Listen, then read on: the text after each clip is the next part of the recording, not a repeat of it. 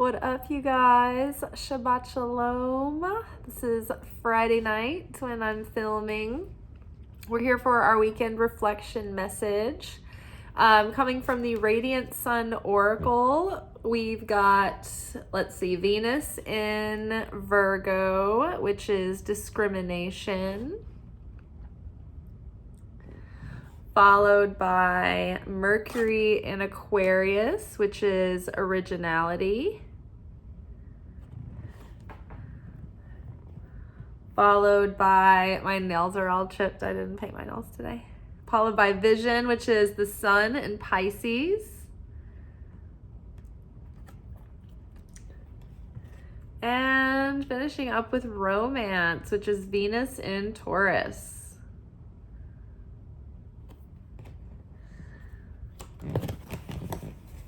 All right, underneath discrimination, we've got the Nine of Pentacles, which I feel like this is another situation where the imagery is very similar. Doesn't this lady feel like that lady? Like they're just sort of like enraptured in nature and bounty, and they've just got their like gowns on with their fruits and their fleur-de-lis. I don't know. It's just like they feel very earthy and solid and independent and enraptured in the moment, in the presence of being.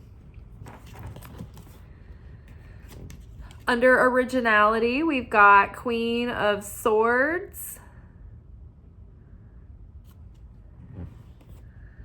And underneath Vision, we've got Justice, which I think that the imagery, again, is really interesting here because we've got Justice, which is blind.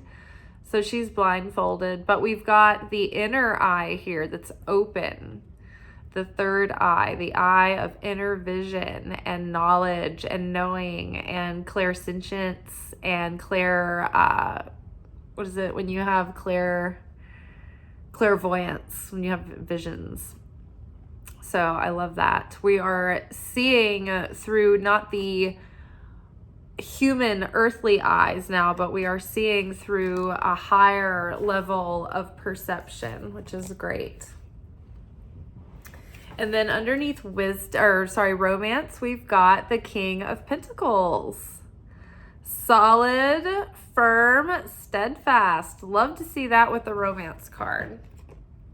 Okay, so the discrimination card is like a card of like getting one's shit together. It's organized. It's the love of bringing things into organization and like discerning and cataloging and separating things out. So I feel like with Nine of Pentacles here, with this discrimination card, I think that it's time to, like, we're at the end of the year. And so this is the best time of year to like reflect on the year gone by and kind of round up your plans and your goals and finish the year strong and think about the next year to come, the next year's goals. Except we're doing this on a very magnified level right now. We're like thinking about our life as it has been, and we're thinking about a new era that is about to come into being.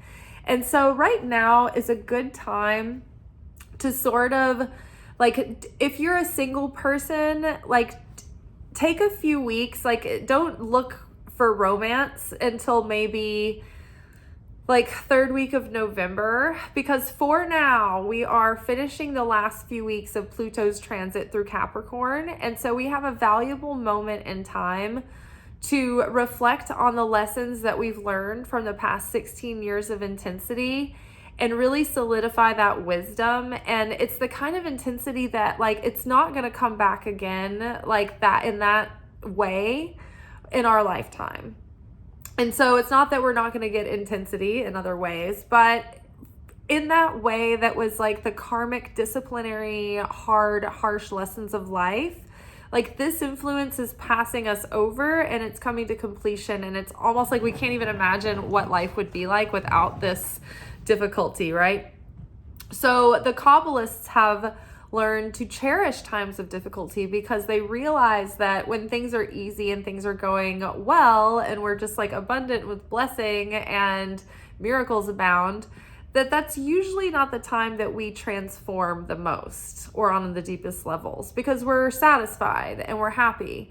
But it's usually when we're unhappy that sparks the desire in us to make real change, because it's the discomfort that we know we have to do something about in order to find our stability and our footing again. So it's like we know we have to make deeper change, which doesn't always happen if you don't have that pressure on you, right? The evolution of life comes from the pressure that nature puts on us to survive, right? And so that's true spiritually too.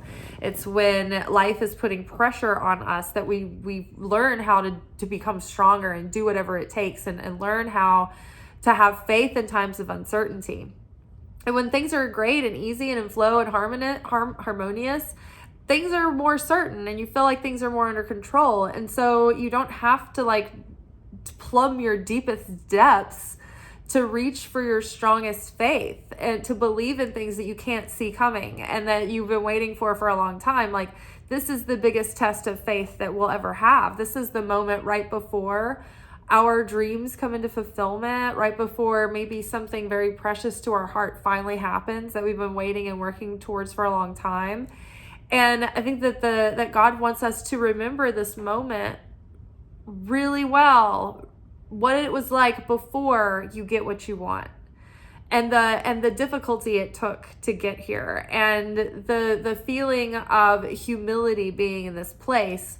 Because when things get easy, it's very easy to be prideful and have hubris and become arrogant and entitled.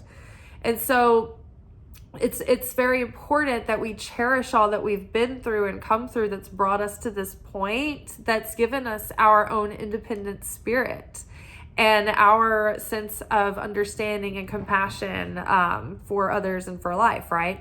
So right now, it's really this poignant time to reflect and also think ahead and envision ahead for this new era that we're beginning. We can really build like a life from scratch that is true, to us and is very authentic to who we really are.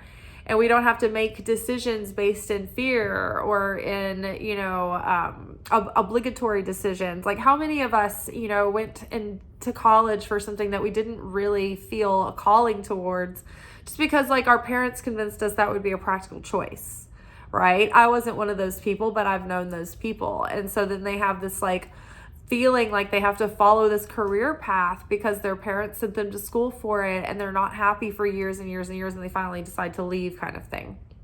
So depending on who you are and what your own unique storyline is, you might be coming to one of these moments, or maybe many of these moments in life, where you're like, wow, I have, built these things based on what I thought I was supposed to do or had to do, but they weren't true to me. And so now the past few years have been deconstructing that life that wasn't real or true or didn't have durability to go the long run, right? And so now we've whether we wanted to or not, lost a lot of those aspects of our life that we were clinging to, but were not really authentic to us. And so now that we have this space open, it feels kind of uncomfortable, right? And it's like you want something to fill that void. You want answers, you want certainty, you want to go ahead and get settled in, get into the routine. But don't rush through this moment and make hasty choices, because you want to hold out for like the golden egg, right? And when you have your destiny, things like that are destined for you coming, it's almost like life starts to like pepper you with other opportunities too. And it's also confusing. You're like, how do I choose? Like, how do I know which one's the right thing? And you don't want to settle, out of excitement or FOMO or fear of missing out, or fear of like, if you don't buy now while supplies last, everything's gonna be gone, right? So how do we get through that anxiety and tune inward to make the right choice? And so I think that right now we need to get really solid on thinking, okay, let's first of all, in a practical sense, let's get our healthy routines down and let's start going through the motions of the day the way that our higher self would. Get all that in check. Cross all your T's, dot all your lowercase j's, do your chores, get your household in order, all the practical things, like get your ducks in a row. I have seen so many, like the same synchronicity out of nowhere over and over again lately. It's usually Jeeps, but sometimes they're different cars. But like there's this phenom where people are just obsessed with putting rubber duckies in a line in their windshield.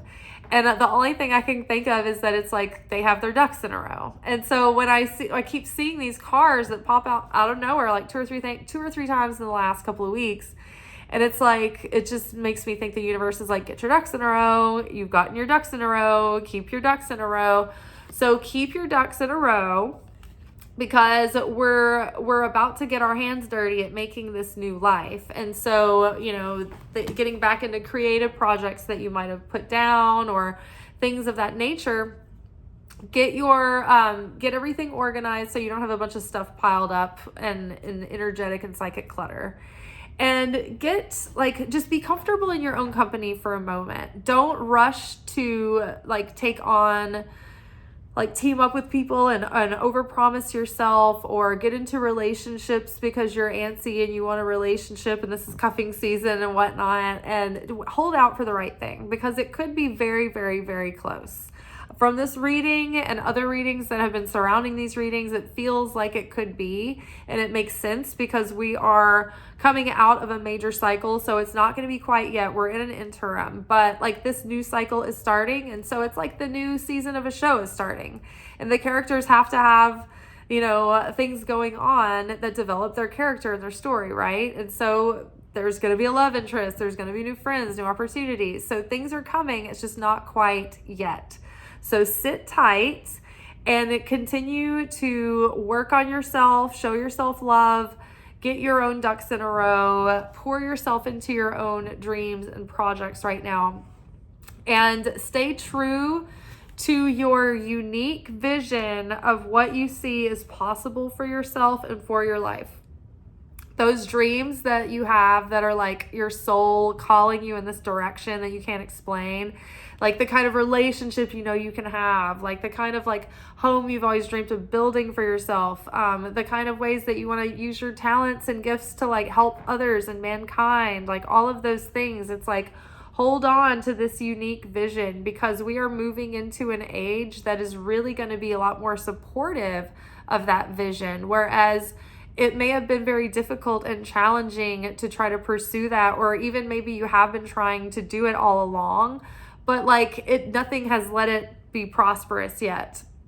And that is that oppressive energy of the last 16 years. It wasn't time, and you weren't allowed to have that kind of fulfillment because you wouldn't have done the work. But now we're ready. So hold strong. The Queen of Swords knows what she wants. She has been through many ups and downs in life, and that has taught her to be very shrewd and very quick-witted and very wise. She's also really good at communicating her ideas and her vision and her beliefs, right, in a compelling way. And so again, she's ready to execute her plans. She's ready to communicate her thoughts and share her views.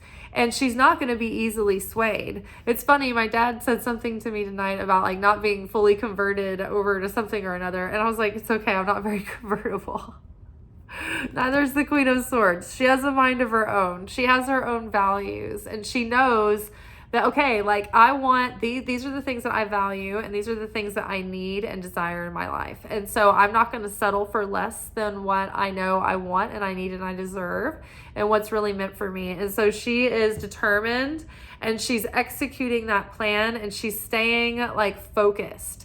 And she's got that decisive killer instinct to swing the sword, right? That one decisive swing. You don't want a hesitant swing having to take many whacks to behead your your enemy. You want that decisive swing of the sword, right? Think about a breakup that you wavered on, and you went in and out, and it made it like a bloodbath instead of just a quick, rip off the Band-Aid kind of thing.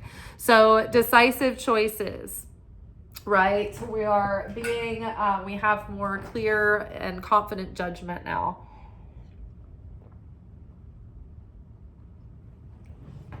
The Queen of Swords is also like, she's not easily like taken in by others. Like, you have to really earn her trust. She's very wise. And so once you do earn that trust and she sees that you have value, it's like she's a great friend and a great like person to have your back. She's a great mentor, but you don't want her as an enemy either. So she's a great ally. But I think that this is us. This is like, okay, I know what I want. I'm not settling for less than what I deserve. And I'm seated in my power and in my sovereignty and authority. And I'm going to choose, like, make choices in my life with intention, not from an emotionally reactive place, but like through like on like earnest, sovereign choice without being reactive or triggered into default responses. And so the scales of justice are beginning to even out. Like, that karmic cycle of Pluto in Capricorn was 16 years of like discipline that was, you know, purging the scales, so to speak. And now that we've gone through so much pain and process, it's like the light can start coming back in and balancing things out again. So we're going to have a time of fulfillment, and things are going to feel lighter, and it's going to feel like there's going to be more ease and flow and abundance. Whereas you may have felt like you've been in survival mode for a very long time. And so just stay focused on your inner work. Stay focused on maintaining your balance and maintaining the level of consciousness that you have established at this point, right? Keep that inner vision, like keep connected to that inner vision and keep connected to that inner guidance in your heart that's guiding you towards your higher destiny.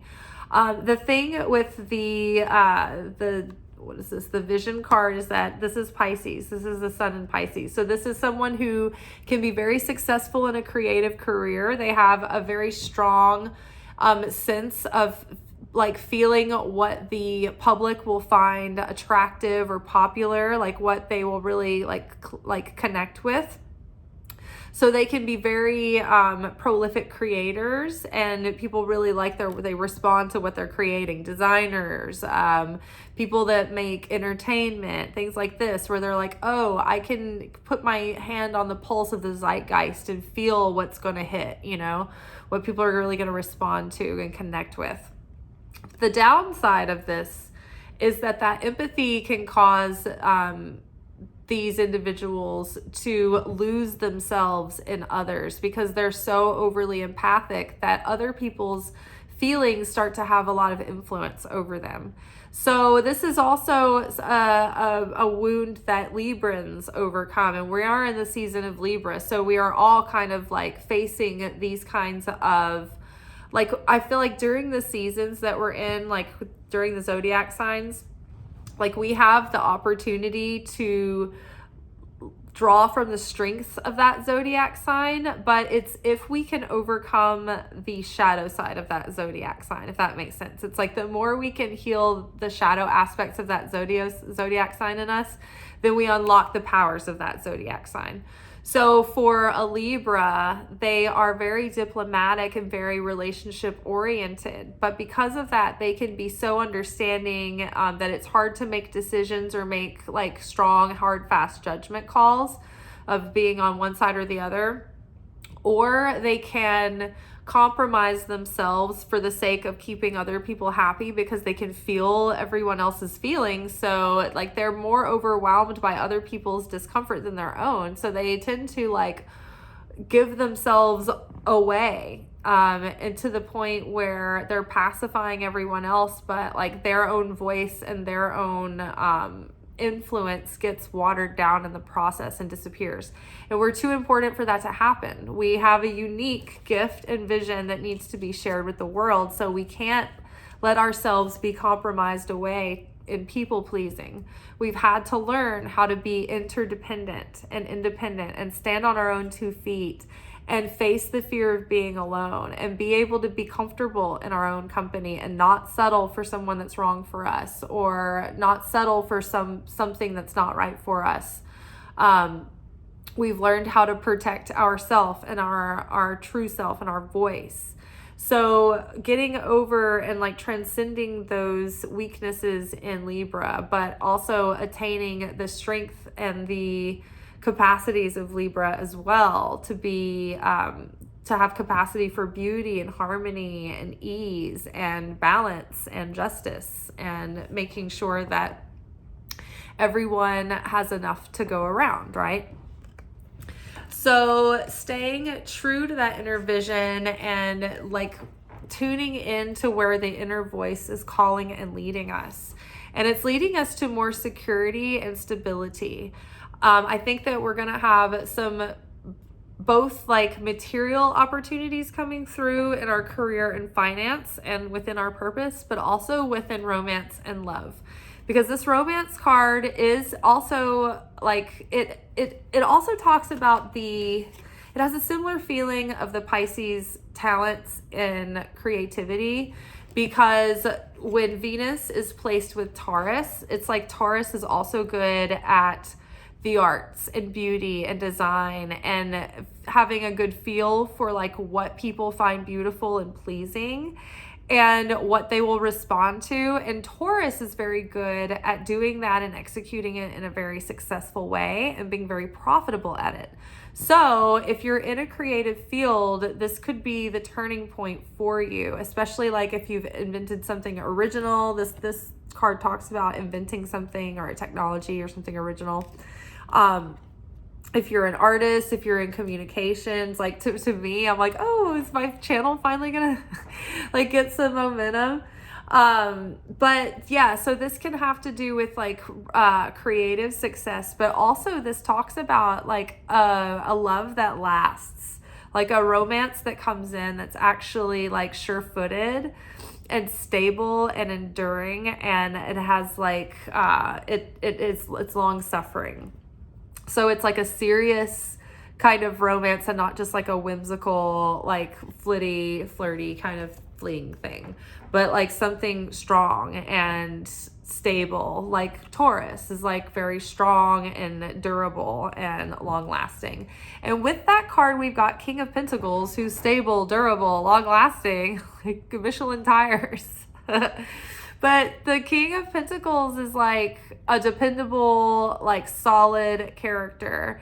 He's like that classic archetypal dad, husband figure from like the older movies and shows where it's like, this is like the man you depend on. He's like super dependable. He's super grounded, like level-headed. He's got like just like good at taking care of his responsibilities. He has his ducks in a row, right? And if we want to resonate with the soulmate that we want to call in, we have to be that person too. So if we want someone with ducks in a row, we got to keep our ducks in a row. My ducks get whack. Okay, I understand. Trying to keep them straight. So yeah, the King of Pentacles, and this is that essence too that we're growing into. It's like we're finally like feeling like life is starting to calm down a little bit. Like very suddenly Pluto went direct and it was like, oh wow, it feels like things are like easing up. It felt like being in a dream, and instead of like little pieces of nightmare unfolding, it's like, is this a good dream? Like, am I like little hints and signs of like good things happening? Like, is this real?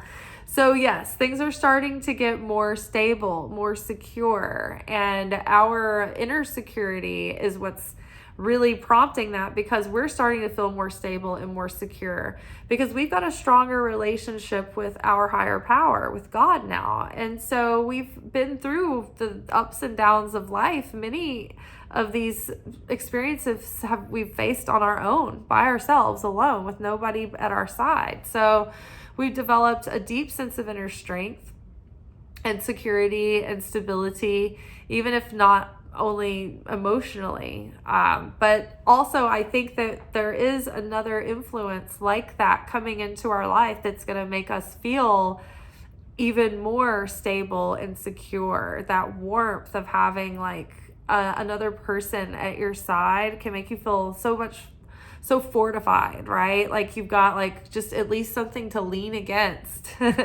you know? So I think that influence is on its way, and it looks like it could very well be of a romantic nature. So let's hope so. There's been so many soulmate cards coming up. I know, like, we've been having a soulmate card come up in almost every reading for, I don't know, like 2 or 3 years now. And it's infuriating because I know many of us just, like, do not have that soulmate in our lives. But I think the universe has just been reassuring us that not to give up, that person is out there and they could be right around the corner. We just can't see them approaching yet. And so it is very important right now that we don't settle for something that's not quite right? Like if somebody has like 8, 9 out of 10 qualities, but one of the qualities they don't have is like on your deal breaker, like a non-negotiable, like I can't live without this kind of thing, it's got to be a no-go. You know, like if they have everything in order, like all their ducks in a row, same beliefs, like even maybe compatible tastes, but like no sense of humor, and they don't get your jokes, you're going to be miserable. Like and you're sitting there thinking like, oh, I don't want to waste a good opportunity. This person has all these wonderful qualities. But you know what? One of my rabbis that I watched their content, he said something that was like, it gave me a lot of peace about a decision that I'd made. But he was talking, it was like a series that he did on dating, or like meetups with people looking for like, you know, a husband or wife. And so he was talking about how, where was I going with this? Oh yeah, he was like, it's not just about good qualities. Like if it was only the qualities of a person, then you could have parents find someone, a match for their child based on their qualities, and that would be that. And they'd have like a perfect marriage and everything would be fine. He was like, but that's not it. You have to have that chemistry, that magic. You have to have the attraction. You have to have that connection that gives you that magic, that gives you the repartee and the talking and like getting, like having that spark. And it's unpredictable, right? Because you can have somebody sitting across from you with all the qualities there, and even all like 100% everything on your list, and like still like you're like, I can't believe it, but I'm not attracted to this person. I'm not enticed by them. I have no desire for them whatsoever. So frustrating. They're like, yep, totally attractive. I have an absolute I'm not magnetized to them at all. Like no magnetic draw. Like, I don't know why, right? So it's like that's what the meetups, like as far as like traditional Jewish matchmaking, this is the point he was making, is that that's why the meetups are so important. He was like, so that you can meet up and see if you have that chemistry. And he was like, the first meetup, all you need to know is, did you have a pleasant time? Would you spend another hour with this person? Like, you know, it's kind of like all you need to know from the beginning. But also he was like, this is going to let you off the hook too. You're not going to feel so bad. He was like, the meetup is also important so that you can see right away if there's something off-putting about this person that like repulses you. Shallow. Yeah, it's like they're like, if they've got something weird that you can't get past, like don't do it no matter what the qualities are. He was like, you can't, if there is something about this person that is so distracting to you, you'll never be able to like appreciate their soul, no matter how great their qualities are. Like if you're hung up on their weird growth on their face or like something like that, like it's like just like a mole in the wrong spot, like whatever it is, their gums are too big, like whatever it is, if it's not attractive to you, it's not gonna work. So I thought that was like really, really helped me feel Like you can at least like let the like, okay, all right. You don't have to feel bad. You don't have to force anything. Like if there's no chemistry, but all the qualities in the world are there, it's still not going to work, right? You have to have the chemistry. Now, the thing is though, the chemistry is not enough without the qualities, because you can have all this chemistry, but if the qualities the person doesn't have, like the core values that you're seeking in a partner, or the attributes of a partner, they don't speak any of your love languages or anything like that, it's never going to work either. The chemistry is going to wear off eventually, and that person is going to drive you insane because they're not going to have all the other core factors. So I don't know how we got off on that tangent. Oh yeah, the romance. The King of Pentacles coming in, who's got to have a sense of humor. All right, y'all. Have a good weekend. I will resume Secret Teachings of Jesus tomorrow night.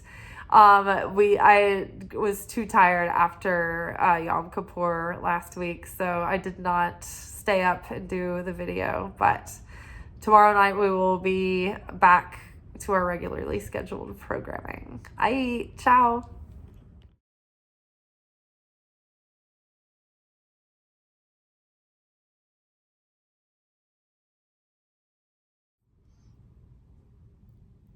Thank you for watching. If you enjoyed this video and you got something out of it, then please give it a like.